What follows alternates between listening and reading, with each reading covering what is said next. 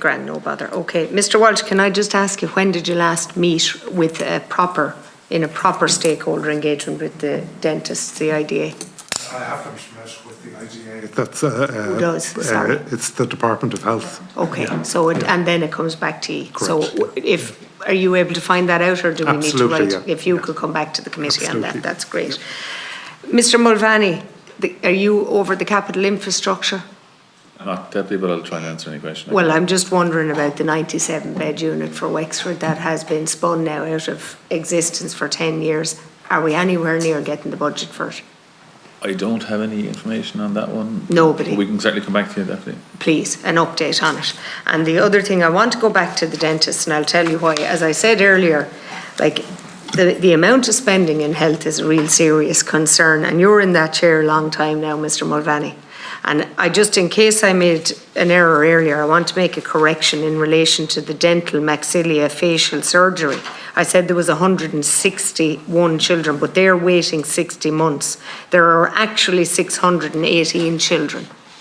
And I don't know how much it costs, but if we just put a figure of 15 grand per child on it, we're looking at $1 million at least.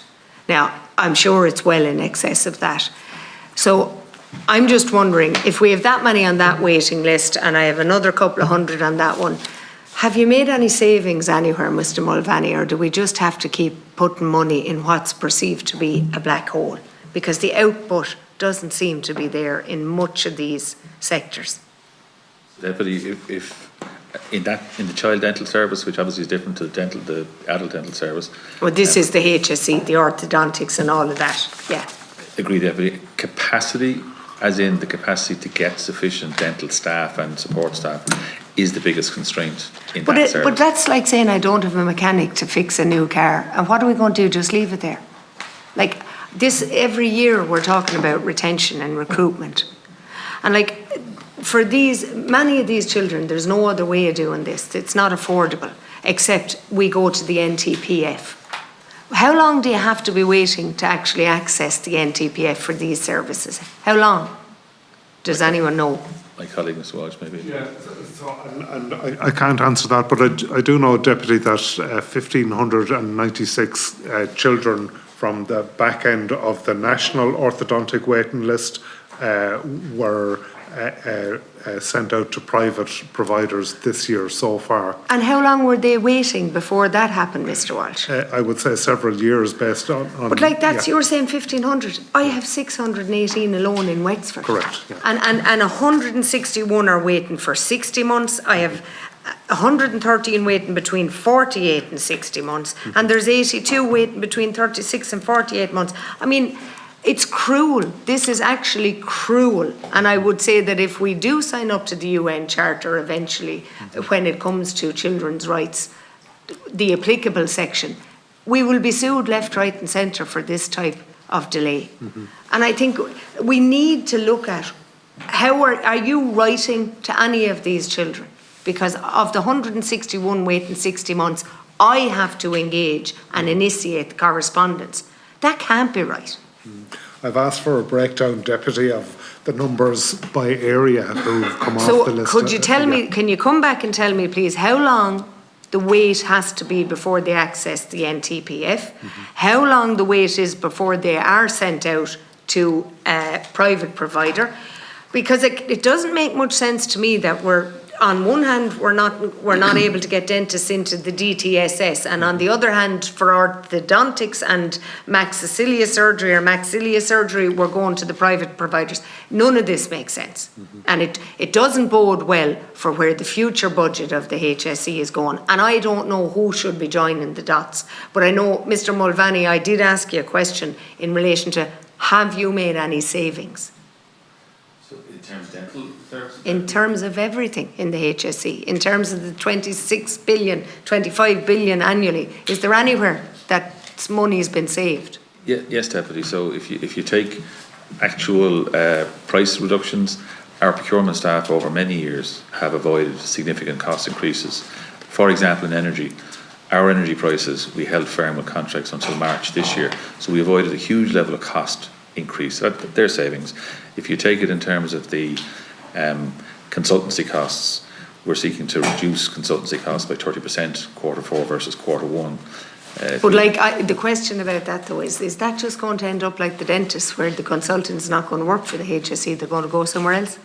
Well, definitely we have to separate the things. So you're asked about savings. So yes, we make savings. We make savings when we switch to biosimilar drugs. We make savings when we increase penetration of generic drugs over brand drugs, and we make savings. We don't seek them where we can't recruit enough staff. And to the extent that cost doesn't go into agency costs, where we try to fill the place with agency staff or overtime, we make savings there. So yeah, across the system we make a substantial amount of savings. I'm not sure the agency staff could be regarded as making savings. As you say, it's more like we didn't spend it as regards, and the same. Just to come back to, when it comes to the warehousing, how long do you know now that these goods have to be got rid of? So definitely, if you're talking about the PPE, that's obsolete, and the hand gel, too long. No, in effect. Too long, yeah, because I was in logistics for years. I mean, if you send an email and you ask a question, you get an answer and they come back. How long does it take you to make a decision? With the volume we have, Deputy, and the nature of particularly the hand gel, it takes a significant amount of time to actually get a safe and efficient means of disposal. But we're very clear, as the CEO said, it's costing us 1.7 million a year. Yeah, but that's a significant amount of money. Agreed, Deputy, it is. If it was diverted into anything I've spoken about, it would probably solve some problems anyway for 600 odd children. But how long? Deputy, a lot of the problems you're talking about there in terms of dental, for example, they're not money related, and the residential disability problems. Everything is money related. If you can't recruit staff, you're not paying them enough. Don't be ridiculous. That is now, Mr. Mulvaney, something that would rile me. Everything is money related. If we're not recruiting staff, we obviously aren't offering terms and conditions like we should. And in the same vein, it's money related for the family who can't afford to do it any other way. But I just want to ask one further question about the hacking. I agree with you. Everything is money related. What I'm trying to say is money isn't the cause of all the problems. We have areas such as you mentioned, the home care waiting list, which is a significant problem. The issue is, a couple of years ago, we didn't have the money and we had people waiting now for funding. Now we have the money and we simply can't attract enough home care workers. So what I'm saying is money doesn't solve all the problems. More is not the answer to everything. In some cases, because when you don't pay them enough and they leave, it's very difficult to get them back. Can I ask one important question?